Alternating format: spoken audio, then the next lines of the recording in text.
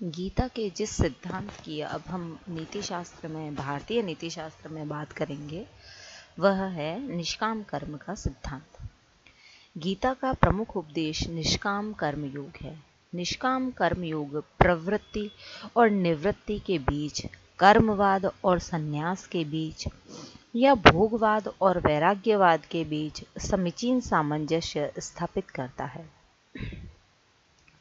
कर्म तो हमें करना ही है, परंतु आत्मसंयम के साथ इसे करना चाहिए। साधारणतः हम फल की आशा रखकर कर्म करते हैं। सांसारिक विषयों के प्रति हम में राग द्वेष होता है।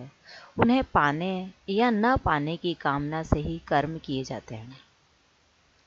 संसार के प्रति आसक्ति रहने से व्यक्ति जन्म मरण के चक्र में पड़ता है। फल सदैव हमारी कामना के अनुकूल नहीं होता, क्योंकि कर्म फल पर हमारा कोई अधिकार नहीं रहता। इसलिए हमें कर्म कर्तव्य की भावना से करना चाहिए, न कि कर्म फल की कामना से। इसी को निष्काम कर्म कहते हैं।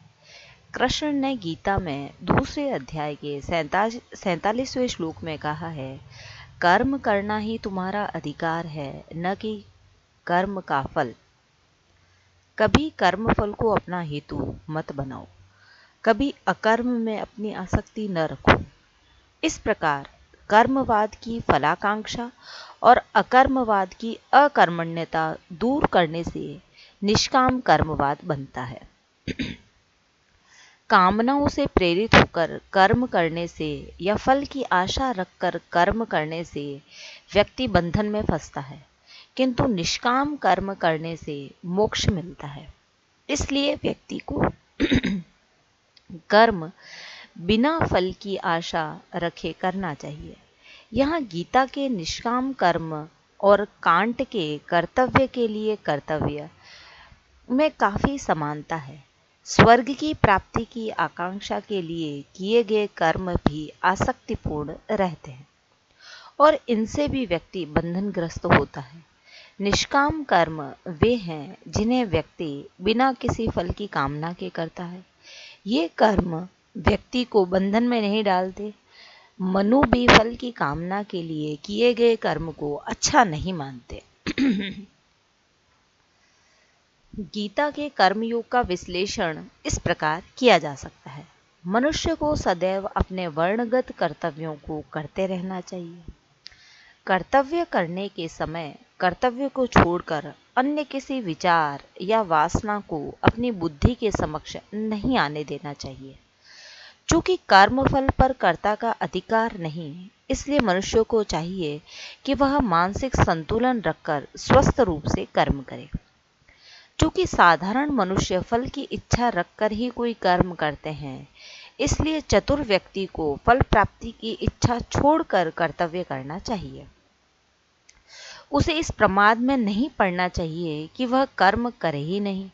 उसे कर्म तो हर हालत में करना ही है, किंतु फल बुद्धि से नहीं, बल्कि कर्तव्य बुद्धि से। अनासक्त भाव से कर्म का आचरण करने से व्यक्ति परमात्मा को प्राप्त होता है। कर्म में आसक्त हुआ अज्ञानी जैसे कर्म करता है, वैसे ही अनासक्त हुआ ज्ञानी भी लोक संग्रह को चाहता हुआ कर्म करे। वस्तुतः संपूर्ण कर्म प्रकृति के गुणों द्वारा किए हुए हैं, फिर भी अहंकार से मुक्त व्यक्ति अपने आप को कर्ता मान लेता है। गीता के अनुसार आत्मा स्वभावतः कर्ता नहीं है। अज्ञानवश वह अपने को कर्म करने वाला समझ लेती है। वस्तुतः पुरुष प्रकृति से भिन्न है। अतः सांसारिक बंधन से मुक्त होने का उपाय यह है कि व्यक्ति ईश्वर को विश्व का संचालक मानते हुए, अपने स्वरूप को अच्छी तरह समझते हुए तथा प्रकृति से अपने को भिन्न मानते हुए कर्म करता रहे। इस प्रकार निष्काम कर्म करने वाला व्यक्ति संसार में रहते हुए भी सांसारिकता से परे रहता है। जिस प्रकार कमल का पत्ता जल में रहकर भी जल से बाहर रहता है, आसक्ति को त्याग कर और सिद्धि और असिद्धि में समान बुद्धि रखकर कर्म करना चाहिए। अपने समस्त कर्मों और उनके परिणामों को ईश्वर में अर्पित कर आशा रहित और ममता रहित होकर अनासक्त भाव से कर्म करना ही निष्काम कर्म है। गीता मनुष्य को मनोवैज्ञानिक क्षमताओं के अनुसार कर्म करने का उपदेश देती है। संसार में सभी व्यक्ति एक प्रकार के नहीं हैं। किसी में ज्ञान की प्रधानता है, किसी में भक्ति भावना की प्रधानता है, तो किसी में कर्म की प्रधानता है। गीता इन विभिन्न प्रकार के व्यक्तियों के लिए विभिन्न मार्ग बताती है। गीता में 3 प्रकार के मार्ग या योग बताए गए हैं: ज्ञान मार्ग, भक्ति मार्ग और कर्म मार्ग। ज्ञान की प्रधानता रखने वाले व्यक्तियों के लिए ज्ञान मार्ग है, भक्ति भावना में अभिरुचि लेने वाले व्यक्तियों के लिए भक्ति मार्ग है और कर्म में विश्वास रखने वाले लोगों के लिए कर्म मार्ग है।